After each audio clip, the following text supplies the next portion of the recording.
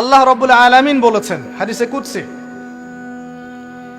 যে আল্লাহ পাক যেগুলো ফরজ করেছেন, ওয়াজিব করেছেন, এগুলো যখন একজন বান্দা নিয়মিত করতে থাকে এবং এর সাথেও নফল কাজ করতে থাকে, আল্লাহ পাক সেই বান্দাকে ভালোবেসে ফেলেন। যখন আল্লাহ পাক কাউকে ভালোবাসেন তখন জিবরাইল আলাইহিস সালামকে ডেকে নিয়ে আসেন, ডেকে নিয়ে এসে বলেন যে পৃথিবীতে অমুকের পুত্র অমুক, তাকে আমি ভালোবাসি, হে জিবরাইল তুমিও তাকে ভালোবাসো। এরপর জিবরাইল আলাইহিস সালাম তাকে ভালোবাসতে থাকেন এবং অন্যান্য মালায়েকাদেরকে ডেকে জিবরাইল আলাইহিস সালাম বলেন, আল্লাহ অমুককে ভালোবাসেন, আমিও তাকে ভালোবাসি, তোমরা সবাই তাকে ভালোবাসো। এরপর সমস্ত ফেরেশতারা তাকে ভালোবাসতে শুরু করে। এরপর ফেরেশতা মণ্ডলী পৃথিবীতে আসেন, এসে দুনিয়াবাসীকে উদ্দেশ্য করে বলেন যে অমুকের পুত্র অমুককে আল্লাহ ভালোবাসেন, জিবরাইল ভালোবাসে, আমরা ভালোবাসি, তোমরা সবাই তাকে ভালোবাসো। এরপর দুনিয়ার মানুষদের কাছে তার মর্যাদা বাড়িয়ে দেওয়া হয়, তার দিকে মানুষের মনকে ঘুরিয়ে দেওয়া হয় এবং তার প্রতি মানুষের ভালোবাসা সৃষ্টি করে দেওয়া হয়। আল্লাহ পাকের নূর যখন আপনার ভিতরে আসবে, ইনশাআল্লাহ দেখবেন আল্লাহ রাব্বুল আলামিন আপনার হাতে তার দ্বীনের পতাকা দিবেন ইনশাআল্লাহু আযজা ওয়া জাল্লা। তাজকিয়ার প্রয়োজন, তাজকিয়া না আসলে নূর আসবে না। লাভ নাই ভাই, প্রচুর ইবাদত বন্দেগী করে মনের মধ্যে অহংকার রেখে কোনো লাভ নাই। অনেক কিছু করছেন, নিজেকে মনে করছেন আপনি সুপিরিয়র, অন্যরা সব ককরোচ, আপনি জান্নাতের ডিলার, লাভ নাই। ইবলিসের আকীদা এটা ইবলিসের আকীদা, খলাকতানি মিন নার ওয়া খলাকতাহু মিন তিন। এখন যারা ইসলামের বিপক্ষে আছে তাদের মধ্যে থেকে আল্লাহ পাক খালিদ এবং ওমর রাদিয়াল্লাহু আনহুর মতো সাহাবী বের করতে পারেন। আল্লাহ পাকের সুন্নাহ বোঝা খুব দুষ্কর। যাকে আপনি তুচ্ছ করছেন আল্লাহ পাক তাকে হেদায়েত দিয়ে আপনার চেয়ে বড় জায়গায় নিয়ে যেতে পারেন। যাকে আপনি বড় কাফের মনে করছেন আল্লাহ পাক কাল তাকে হেদায়েত দিয়ে ইসলামের খেদমত করাতে পারেন।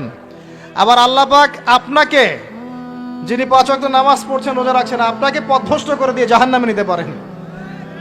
অতএব আত্ম অহংকারের কোনো সুযোগ নাই, তাজকিয়া দরকার। কদ আফলাহা মান যাক্কাহা ওয়া কদ খাবা মান দাসাহা। قد أفلح من تزكى وذكر اسم ربه فصلى بل تؤثرون الحياة الدنيا والآخرة خير وأبقى। তাজকিয়ার পরে কি করবেন? চেষ্টা করেন হালাল রিজিক অন্বেষণ করার।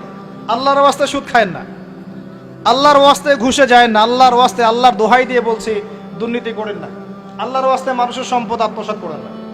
আল্লাহকে ভয় করেন, আল্লাহর ওয়াস্তে করেন, আল্লাহর ওয়াস্তে ছেড়ে দেন।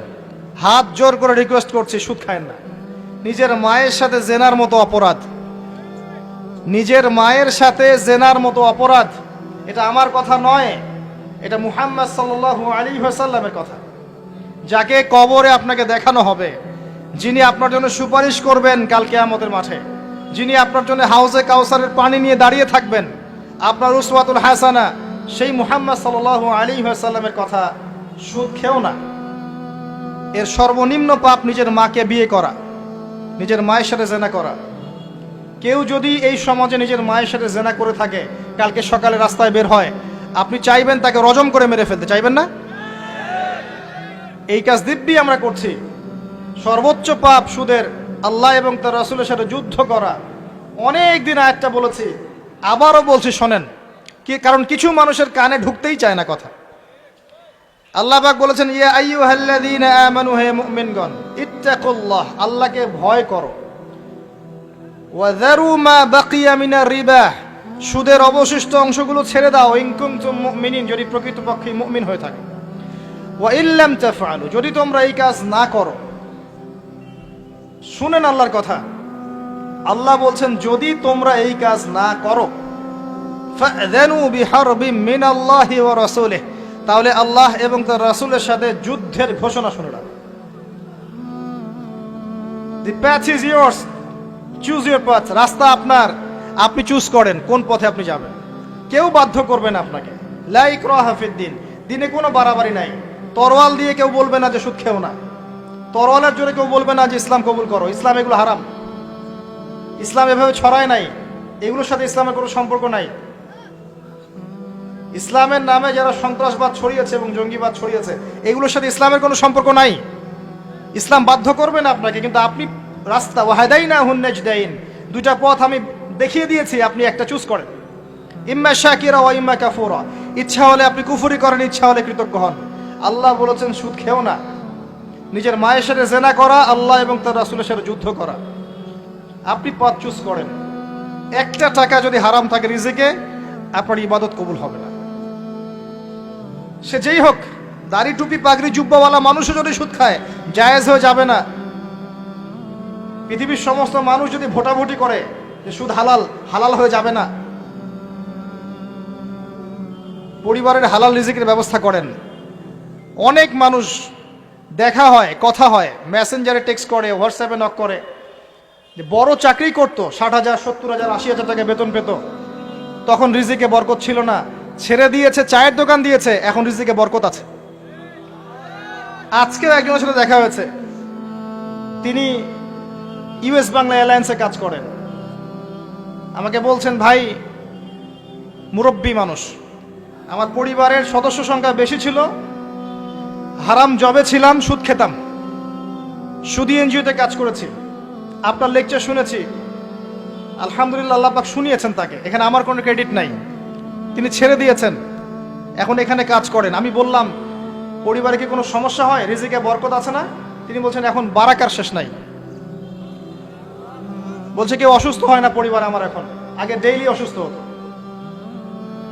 আমার টাকা চুরি চামারি হয় না, আগে আমার টাকা আত্মসাৎ হয়েছে। বরকত কি জিনিস আপনাকে বুঝাই, বরকত চোখে দেখা যায় না।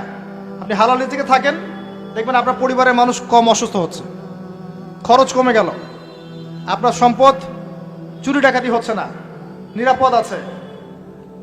আপনার অল্প রিজিক আল্লাহ রহমত বরকত ঢেলে দিলেন, অল্প খেয়ে আপনি তৃপ্ত, মেডিসিনের খরচ নাই, অসুস্থতার খরচ নাই, আজে বাজে কোনো খরচ নাই, কারণ আপনি হারাম খাচ্ছেন না।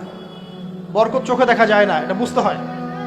আবার দেখবেন মাসে কোটি টাকা আর্ন করছেন, এই যে বড় একটা ক্যান্সার, এই যে একটা রোগ শেষ হচ্ছে আরেকটা শুরু হচ্ছে, বাবার অসুখ, মায়ের অসুখ, এই সমস্যা ওই সমস্যা, একটার পর একটা লেগেই আছে। এই প্রজেক্ট নষ্ট হচ্ছে, ওই প্রজেক্ট নষ্ট হচ্ছে, আবার মানুষ ছিনতাই করছে, চুরি ডাকাতি করছে। এটা আল্লাহ পাকের গজব। রহমত বরকত চোখে দেখা যায় না, এটা আপনাকে বিশ্বাস করতে হবে যে আল্লাহর পক্ষ থেকে এগুলো আসে। ইমানের 6 পিলার সব তো গায়েব, আল্লাহ বিশ্বাস গায়েব, মালায়েকা ওয়া কুতুবিহি ওয়া রুসুলিহি ওয়াল ইয়াউমিল আখির ওয়াল কদরি খাইরি ওয়া শাররি, সবই গায়েব। অদৃশ্য বিশ্বাসের নামই তো ঈমান। তো বরকত রহমত কি দেখা যাবে? দেখা যাবে না। রূহ বা আত্মাকে দেখেছেন? আপনার শরীরে নাই। এইভাবেই আল্লাহর রহমত বরকতে বিশ্বাস করতে হবে। আল্লাহ পাক ইনশাআল্লাহ তাআলা আপনার হালাল অল্প রিজিকে বারাকা দিবেন ইনশাআল্লাহ।